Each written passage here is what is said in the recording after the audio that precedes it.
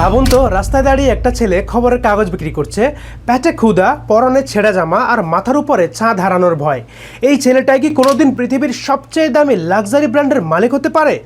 শুনতে মুভির স্ক্রিপ্ট মনে হচ্ছে, তাই না? কিন্তু এটাই রিয়েলিটি।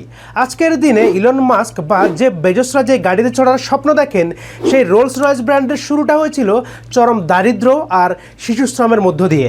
আজকের ভিডিওতে আমরা এমন এক মানুষের গল্প শুনবো যার কাছে হার মানা বলে কোনো শব্দ ছিল না। গল্পের শেষে আপনি নিজেকে একটা প্রশ্ন করতে বাধ্য হবেন, আপনার অজুহাতগুলো কি আসলেই বড়, নাকি আপনার ইচ্ছাশক্তিগুলো ছোট? চলুন শুরু করা যাক। গল্পটা শুরু 1863 সালে ইংল্যান্ডের একটা ছোট্ট গ্রামে। হেনরি রয়েস জন্মেই দেখলেন অভাব। মাত্র 4 বছর বয়সেই বাবার ব্যবসা লাঠে উঠল, পুরো ফ্যামিলি রাস্তায়। 9 বছর বয়সে হেনরি তার বাবাকে হারালেন। চিন্তা করে দেখুন, যে বয়সে আমাদের হাতে স্মার্টফোন বা খেলনা থাকে, সেই বয়সে হেনরিকে নামতে হলো খবরের কাগজ বিক্রি করতে। মা অন্যের বাসায় কাজ করেন আর ছেলে রাস্তায় রাস্তায় ঘুরছে এক মুঠো ভাতের জন্য। অন্ধকার, হ্যাঁ, তার ভবিষ্যৎ তখন পুরোপুরি অন্ধকার ছিল। কিন্তু 14 বছর বয়সে একটা টার্নিং পয়েন্ট আসলো। তার এক খালা হেনরির মেধা দেখে তাকে রেলওয়ে কোম্পানিতে একটা অ্যাপ্রেন্টিস বা ইন্টার্নশিপের সুযোগ করে দিলেন। ব্যাস, ওই শুরু। পরের 3 বছর হেনরি খাওয়া দাওয়া ভুলে শুধু কাজ শিখেছেন। দিনভর ফ্যাক্টরিতে কাজ আর রাতে বই পড়ে ইলেকট্রনিক্স আর ম্যাথ নিয়ে পড়াশোনা করেছেন। 17 বছর বয়সেই তিনি একজন প্রো লেভেলের মেকানিক হয়ে গেলেন। 21 বছর বয়সে হেনরি একটা কোম্পানিতে ইঞ্জিনিয়ার হিসেবে জয়েন করলেন। কিন্তু কপাল খারাপ, কোম্পানিটা বন্ধ হয়ে যাচ্ছিল। এখন আমাদের মতো সাধারণ কেউ হলে কি করতো? অন্য কোথাও চাকরির সিভি ড্রপ করতো, তাই না? কিন্তু হেনরি রয়েস ছিল আলাদা জাতের। পকেটে মাত্র 20 পাউন্ড সেভিংস ছিল তার। আজকের বাজারে যা খুবই সামান্য। ওই টাকা দিয়ে তিনি নিজের ইলেকট্রনিক্স কোম্পানি শুরু করলেন, FH রয়েস অ্যান্ড কোম্পানি। শুরুতেই সার্ভাইভ করার জন্য সেলাই মেশিন ঠিক করা থেকে শুরু করে ইলেকট্রনিক ফিটিং সবই করছেন। কিন্তু তিনি ট্রেন্ড বুঝতেন। তিনি দেখলেন ইলেকট্রনিক লাইট আর ডোরবেলের ডিমান্ড বাড়ছে। ওই ডিমান্ড ধরে তিনি নিজের প্রোডাক্ট বানানো শুরু করলেন এবং 1900 সাল নাগাদ তার কোম্পানির সেলস 20,000 পাউন্ড ছাড়িয়ে গেল।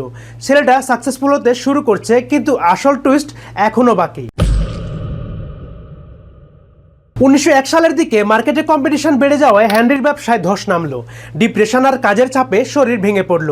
ডাক্তার বললেন, ভাই একটু রেস্ট নেন, ফ্রেশ বাতাস দরকার। হেনরি একটা ফরাসি গাড়ি কিনলেন, ডিকোডিল। কিন্তু হেনরি ছিলেন পারফেকশনিস্ট। গাড়ির আওয়াজ, ব্রেক, ইঞ্জিন গরম হওয়া, এগুলো কিছুই তার পছন্দ হলো না। তিনি ভাবলেন, আমি যদি এর চেয়ে বেটার কিছু বানাতে পারি। তিনি গাড়িটা মডিফাই করতে গিয়ে পুরো রিডিজাইন করে ফেললেন। ওই কনফিডেন্স থেকেই 1904 সালে তিনি নিজের প্রথম 10 হর্স পাওয়ারের গাড়িটা রাস্তায় নামালেন। গাড়িটা ছিল সুপার স্মুথ এবং সাইলেন্ট। হেনরি তো গাড়ি বানালেন, কিন্তু মার্কেটিং করবে কে? এখানেই এন্ট্রি নিলেন চার্লস রোলস। চার্লস ছিলেন একজন অ্যাডভেঞ্চার এবং টপ ক্লাস কার লিডার। তিনি যখন হেনরির বানানো গাড়িটা দেখলেন, তিনি জাস্ট প্রেমে পড়ে গেলেন। তিনি তার পার্টনারকে লিখেছিলেন, আমি পৃথিবীর শ্রেষ্ঠ ইঞ্জিনিয়ারকে খুঁজে পেয়েছি। 1906 সালে দুই কিংবদন্তি হাত মেলালেন, জন্ম হলো রোলস রয়েস। তারা মার্কেটে আনলেন সিলভার ঘোস্ট। ভাবুন তো, ওই যুগে একটা কয়েনকে গাড়ির ইঞ্জিনের উপরে দাঁড় করিয়ে রাখলে আর গাড়িটা স্টার্ট দিলেও কয়েনটা পড়তো না।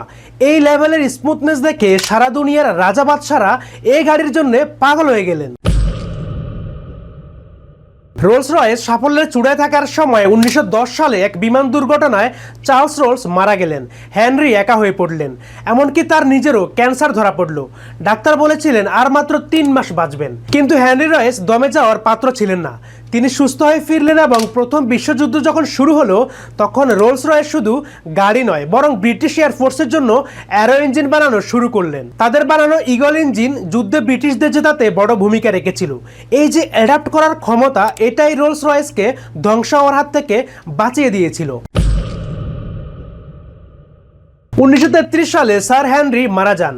আজ হয়তো কোম্পানিটা BMW এর আন্ডারে, কিন্তু রোলস রয়েস নামটা শুনলেই চোখের সামনে ভেসে ওঠে আভিজাত্য আর পারফেকশন। খবরের কাগজ বিক্রেতা সেই ছেলেটা প্রমাণ করে দিয়ে গেছেন যে ব্যাকগ্রাউন্ড ডাজ নট ম্যাটার, যদি আপনার স্কিল আর প্যাশন থাকে। আজকের এই ভিডিও থেকে আপনার সবচেয়ে বড় শিক্ষাটা কী ছিল, অবশ্যই কমেন্টে লিখে জানাবেন। আর ভিডিওটা ভালো লাগলে একটা লাইক দিয়ে চ্যানেলটা সাবস্ক্রাইব করে আমার সঙ্গে যুক্ত হয়ে যাবেন। দেখা হচ্ছে পরের ভিডিওতে, ততক্ষণ পর্যন্ত ভালো থাকবেন। আল্লাহ হাফেজ।